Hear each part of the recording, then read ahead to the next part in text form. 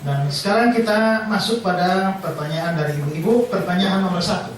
Pertanyaan nomor 1 adalah, apakah para murid Tuhan Yesus selama hidup dengan Tuhan Yesus tidak tahu bahwa Yesus itu anak Allah?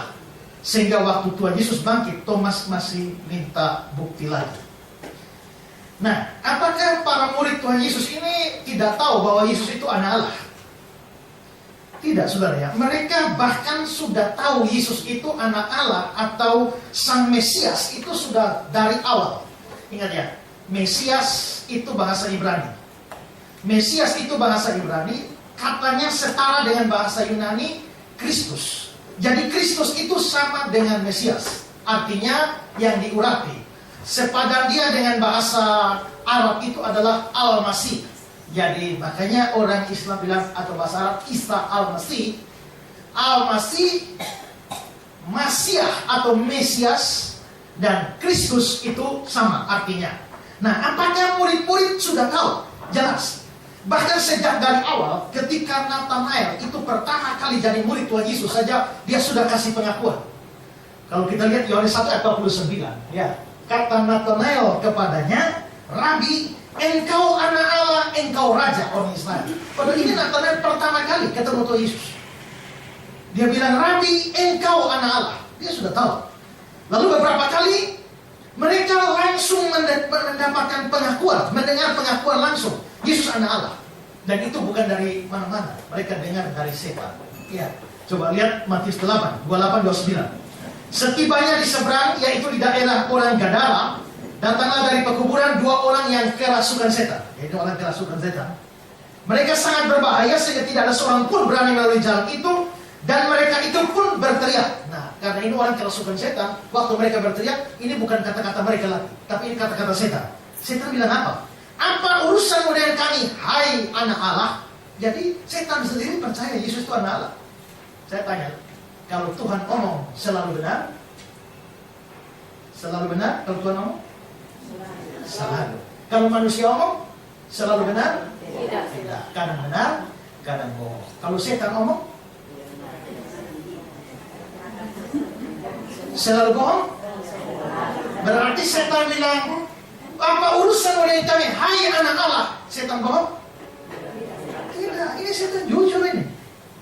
Jadi kalau Tuhan selalu benar, kalau manusia kadang benar, kadang salah. Kalau setan, kalau dia bohong terus, siapa mau ikut dia?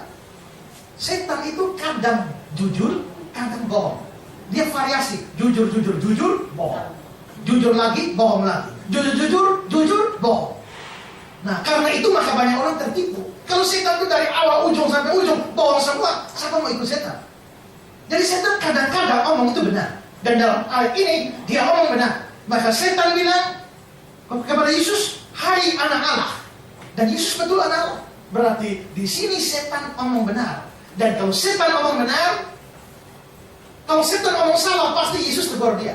Tapi di sini Yesus tidak tegur, dan itu berarti setan benar dan murid-murid dengar. Berarti murid-murid sendiri sudah mendengar pengakuan langsung dari setan, dan Yesus tidak bantah bahwa Yesus itu anak Allah. Dalam kasus murid-murid dihantam badai, lalu Yesus berjalan di atas air. Begitu Yesus jalan di atas air, apa yang dilakukan murid-murid? Matius pasal 14 ayat 33. Dan orang-orang yang ada di perahu menyembah dia, katanya, sesungguhnya engkau anak Allah. Orang-orang dalam perahu itu siapa? Ya murid-murid. Mereka sudah mengaku engkau anak Allah.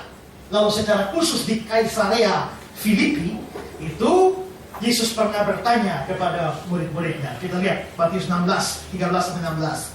Setelah Yesus tiba di Kaisarea Filipi, dia bertanya pada muridnya, kata orang, siapakah anak manusia itu? Jawab mereka, ada yang mengatakan Yohanes Pembaptis, ada yang mengatakan Elia, ada yang mengatakan Yeremia, atau salah seorang dari para nabi. Lalu Yesus bertanya, tapi apa katamu, siapa aku ini? Maka jawab Simon Petrus, engkau adalah Mesias, anak Allah yang hidup. Jadi itu berarti sebelum Tuhan Yesus mati, murid-murid ini sudah tahu persis siapa Yesus. Dia Mesias, anak Allah yang hidup. Nah, kalau memang sudah tahu, pertanyaan saudara adalah, kalau memang sudah tahu, kenapa kok ragu bahwa dia bangkit? Ya, secara khusus Thomas, jawabannya begini. Mereka memang tahu Yesus Mesias, Tapi mereka tidak pernah membayangkan Mesias harus mati. Mereka tidak pernah bayangkan Mesias itu harus menderita. Tidak. Mesiasnya yang dalam pikiran orang Israel itu Mesias politis yang akan menghancurkan seluruh kerajaan yang lain, mengusir semua penjajah. Kita ingat, setelah kerajaan Israel Raya pecah bagi dua, itu Israel tidak pernah merdeka lagi. Zaman Salomo, setelah Salomo mati, kerajaan Israel pecah bagi dua, menjadi Israel dan Yehuda. Kerajaan utara dan kerajaan selatan, Yehuda dan Israel, itu sudah pecah dari dua kerajaan. Setelah jadi dua kerajaan, kerajaan Israelnya dihabisi oleh bangsa Asyur, musnah. Itu pembagiannya itu 10-2. Jadi 10 suku itu jadi bangsa Israel, 2 suku itu jadi bangsa Yehuda. Tapi belakangan yang satu suku ini hilang di dalam Yehuda, sehingga akhirnya satu suku saja Yehuda. Satu suku saja Yehuda, 10 suku ini musnah di tangan Asyur, sehingga tinggal bangsa Yehuda. Berarti 10 suku itu sebenarnya sudah hilang Israel. 10 suku sudah hilang. Lalu tinggal suku Yehuda. Suku Yehuda ini dihantam oleh Babel. Dihantam oleh Babel. Nah, karena situ dari Yehuda, Yahudi. Jadi nama bangsa Yahudi sekarang itu ya dari suku Yehuda itu. Nah, setelah itu Yehudanya atau bangsa Yehudanya ditindas di Babel. Babel ini Irak sekarang. Setelah itu Babel berkuasa dengan Nebukadnezarnya, tahu-tahu jadi mereka dibawa kekuasaan Babel. Setelah dibawa kekuasaan Babel, tahu-tahu muncul satu kerajaan besar. Satu kerajaan besar namanya kerajaan Persia. Ini yang raja-rajanya kita baca di dalam kitab Daniel, kitab Esra, Nehemia. Ada Raja Darius, ada Raja Artasasta. Itu adalah kerajaan Persia. Nah, kerajaan Persia ini tumbuh, lalu dia perang menghantam atau menghancurkan kerajaan Babel. Maka Israel tadi di bawah Babel, sekarang Babel habis. Persia yang berkuasa, maka Israel pindah bos, yaitu Persia. Nah, di bawah Persia inilah maka Raja Artasasta suruh pulang kembali ke tanah Israel. Maka pulang.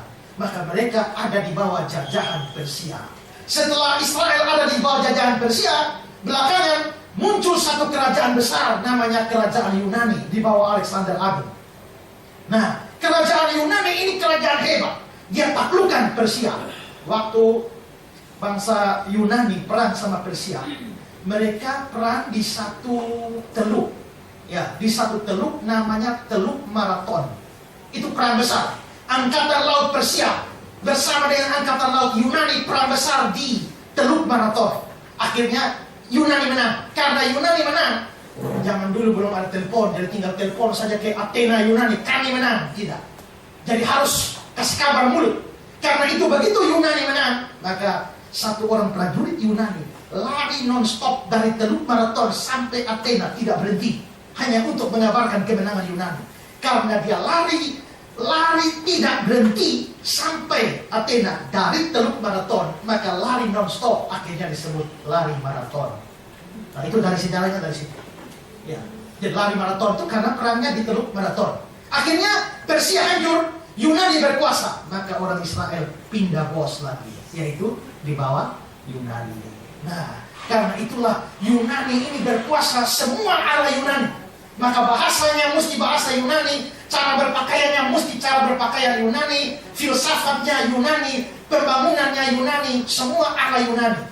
Itu namanya Helenisasi. Itulah sebabnya Alkitab Perjanjian Baru dalam tanda petik terpaksa ditulis dalam bahasa Yunani. Karena waktu itu Yunani berkuasa. Semua orang tahu bahasa Yunani. Maka rata-rata orang punya dua nama, yaitu nama Ibrani, tapi juga nama Yunani. Kalau kamu tidak punya nama Yunani, kamu tidak gaul, ya kan? Maka misalnya Thomas, ya toh? Tapi ada nama Yunaninya, Didymus, ya. Lewi, itu nama Ibraninya, nama Yunaninya Matius. Nah, begitu. Jadi rata-rata orang punya dua nama karena faktor Yunani.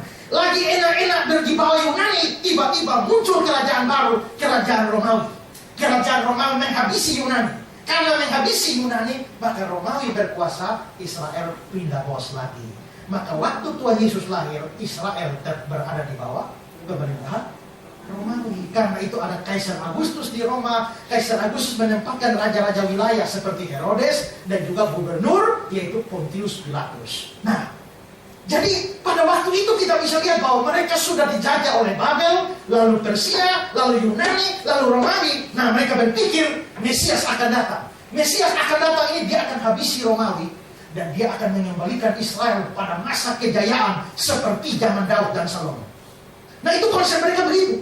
Karena itu bagi orang Israel sukar memahami bahwa Mesias itu akan mati. Pikiran mereka Mesias harus berkuasa dan tidak boleh mati. Karena itu begitu Mesias mati mereka kaget. Dan karena itu juga sukar memikirkan bangkit. Mati saja tidak percaya apalagi bangkit. Karena itu Tuhan Yesus berkali-kali kasih tahu mereka, kalian baca Alkitab kurang teliti. Kalau baca Alkitab dengan teliti, sebenarnya perjanjian lama sudah jelas mengatakan Mesias harus menderita. Coba lihat Lukas 24 ayat 25-26. Lalu dia berkata kepada mereka, hai kamu orang bodoh, betapa lamban hatimu sehingga kamu tidak percaya segala sesuatu yang dikatakan para nabi.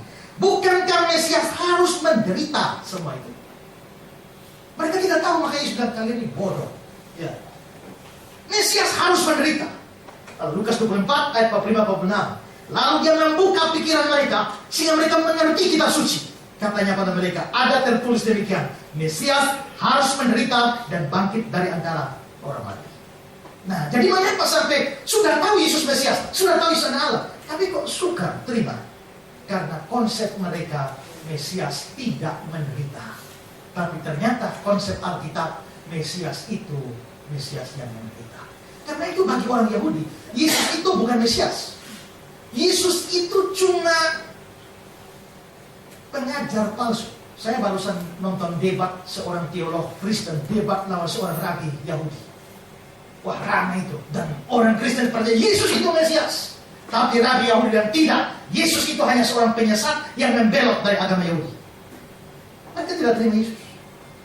Karena bagi mereka sukar menerima Mesias itu akan menderita. Jadi kelihatannya yang menyebabkan mereka sukar percaya kematian dan kebangkitan itu karena konsep mereka tentang Mesias yang sama. Sekarang saya mau bahas, karena saudara tanya secara khusus Thomas. Sekarang saya mau bahas khusus Thomas. Kenapa sih kok Thomas? Tapi yang lain ini biarpun konsep salah, tapi akhirnya percaya juga bahwa Yesus bangkit. Tapi satu murid ini Thomas ini memang agak suka. Dia yang secara ekspresif sudah, kalau tangan saya belum tusuk masuk, belum lihat langsung, sekali-kali saya tidak akan percaya. Kenapa Thomas sampai bisa begitu? Saya pernah bahas Thomas panjang lebar. Tapi ada orang yang bilang begini, mengapa Thomas sukar percaya kebangkitan? Mengapa orang sukar percaya kebangkitan? Karena setan kerja. Ini urusan rohani, penting sekali. Orang kalau tidak percaya Yesus bangkit, dia tidak selamat. Setan mau orang tidak percaya Yesus bangkit supaya tidak selamat. Jadi ini penting sekali. Kalau orang nonton, dengar gosip, gampang percaya. Gampang percaya. Dengar firman Tuhan, lebih suka percaya. Nonton iklan, rinso pembersih, noda bagaimanapun, taruh sekali, mengkilap memang. Kita juga tahu itu omong kosong ya. Tapi kalau di rumah kita tetap pakai rinso juga. Ya. Nanti dalam urusan rinso, setan tidak ikut campur. Tapi urusan firman Tuhan, setan ikut campur. Jadi mungkin saja bahwa setan kerja pada waktu Thomas mendengar berita kebangkitan. Tapi alasan yang lebih detail adalah begini. Waktu hari kebangkitan Tuhan Yesus sempat menempatkan diri satu kali. Setelah itu 8 hari kemudian, pas hari Minggu, 8 hari kemudian, hari Minggu lagi. Tapi anehnya, waktu Tuhan Yesus muncul pertama kali, Yohanes 20 ayat 24, kita lihat. Yohanes 20 ayat 24. Tetapi Thomas, seorang dari ke-12 itu, walaupun disebut Didimus, tidak ada bersama-sama ketika Yesus datang ke situ. Jadi Thomas absen. Ada penafsir yang mengatakan begini.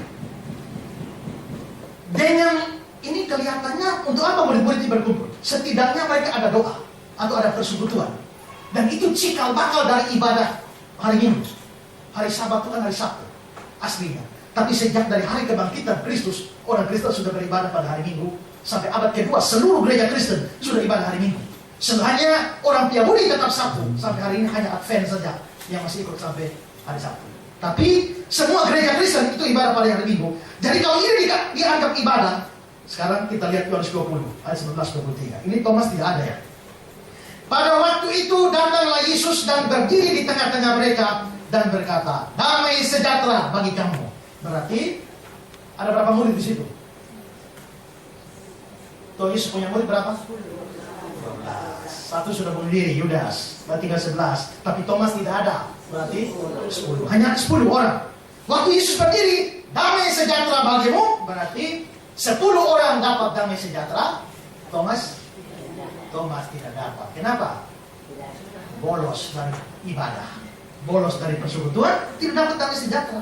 Ayat 20. Dan sesudah berkata demikian, ia menunjukkan tangannya dan lambungnya pada mereka. Murid-murid bersuka cita.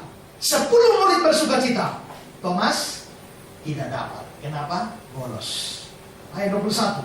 Maka Yesus sekali lagi, damai sejahtera bagi kamu. Damai sejahtera 2 kali. Thomas tidak dapat dua-dua.